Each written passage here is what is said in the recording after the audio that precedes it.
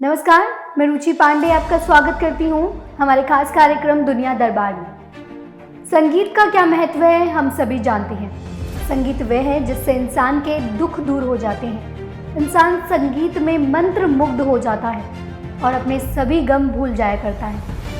अकबर के दरबार में 9 रत्नों में से एक रत्न तानसेन के बारे में तो आपने सुना ही होगा। कहते हैं तानसेन के गाने पर चिराग भी जल उठता था, आसमान से जल बरसने लगता था। संगीत में कितनी ताकत है इसे हमने और आपने केवल सुना ही है, पर क्या संगीत के आगे झुककर किसी देश के कानून में बदलाव हो जाए, ये शायद आपने पहली बार सुना है। आपको बता दें कि ये सच है। संगीत की ताकत के आगे झुककर एक देश के कानून में बदलाव ला दिया गया है। क्या है पूरी खबर, आप जानेंगे यहाँ यानी दुनिया दरबार।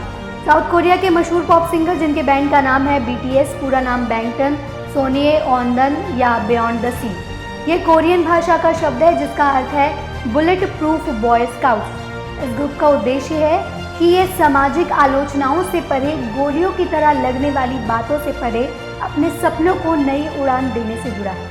इस मशहूर बैंड में कुल 7 मेंबर्स हैं, जिसमें RM Jin, Suga J-Hope, जिनमिन we और जोंगकुक इस ग्रुप के मेंबर्स हैं। इस ग्रुप में जो जिन है वो किम का ही स्टेज वाला नाम है। इस बैंड ने न केवल नॉर्थ कोरिया में ही बल्कि दुनिया भर में हंगामा मचा रखा है। अमेरिका में एक मशहूर गानों की लिस्ट हर साल तैयार की जाती है जिसे बिलबोर्ड के नाम से जाना जाता है, और बिलबोर्ड हॉट 100 में 3 साल से BTS के 3 गानों ने ही पहला स्थान जीता है। BTS ग्रुप ने अब तक के सभी मशहूर गानों का रिकॉर्ड तोड़ दिया है। BTS की फैन फॉलोइंग की बात करें तो BTS के फैंस सोशल मीडिया के जरिए सोशल मुद्दे को उठाकर सोशल जस्टिस की भी बात करते हैं, और साथ ही उनके फैंस आपस में ही मिलकर धनराशि जमा कर गरीबों की मदद करते हैं, जैसे गरीबों को खाना खिलाना, ब्लड डोनेट करना, और कभी तो युद्ध से प्रभावित देशों में भी वे मदद पहुंचाते हैं। ट्रंप के साथ हुई ट्रेजेडी आपको याद ही होगी, जिसमें उनकी रैली में टिकट तो खरीद लिया गया था परंतु कोई उपस्थित नहीं हुआ था। तो आपको बता दें कि ये कारनामा भी BTS के फैंस ने ही किया था। BTS के फैंस 100 से भी ज़्यादा देशों में प्रशंसक हैं और कई देशों में इस ग्रुप की करोड़ों में फैन फॉलोइंग है।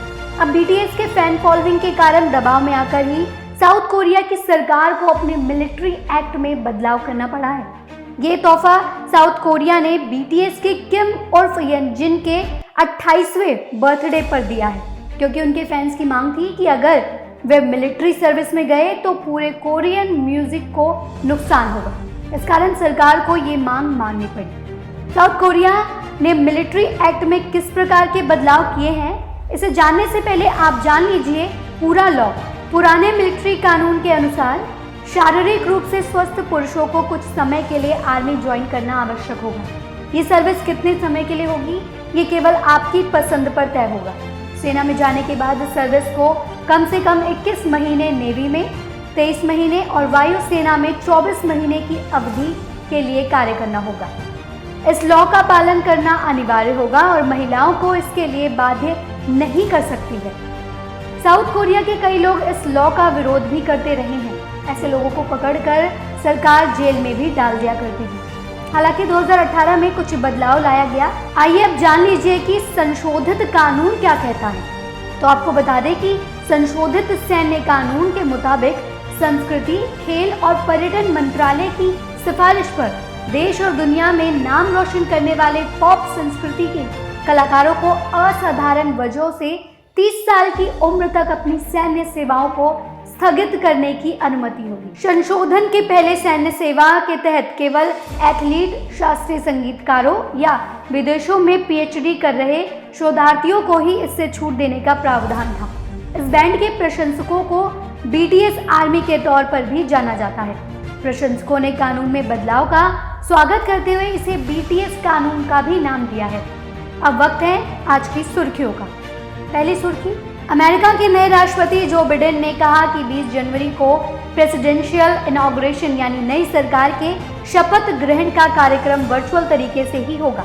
उन्होंने कहा कि अगर उत्सव वर्चुअल तरीके से नहीं मनाया जाएगा तो बड़ी संख्या में अमेरिकी कोरोना वायरस महामारी की चपेट में आ सकते हैं। दूसरी सुर्खी, भारतीय सेना प्रमुख जनरल मनोज नरवणे के रविवार को सऊदी अरब और यूएई के 4 दिवसीय दौरे पर रवाना होने की खबर है। हालांकि आधिकारिक रूप से अभी इसकी पुष्टि नहीं की गई है। आखिरी सुर्खी, कनाडा ने एक बार फिर से भारत के आंतरिक मामलों में टांग अड़ाई है। जी हां, कनाडा के प्रधानमंत्री जस्टिन ट्रूडो ने एक बार फिर कहा है कि कनाडा भारत में प्रदर्शन कर रहे किसानों का समर्थन करता है। कनाडाई प्रधानमंत्री जस्टिन ट्रूडो ने एक बार फिर कहा है कि वे अपने अधिकारों के लिए शांतिपूर्ण प्रदर्शन कर रहे किसानों का समर्थन करते हैं। इस रिपोर्ट से जुड़ी जानकारी में फिलहाल के लिए इतना ही, लेकिन मैं फिर जुड़ूंगी आपके साथ देश और दुनिया की ताज़ा खबरों को लेकर। आपको हमारी ये रिपोर्ट कैसी लगी हमें कमेंट बॉक्स में लिखकर जरूर बताएं। तब तक के लिए आप जुड़े रहिए हमारे चैनल मीडिया दरबार से। धन्यवाद।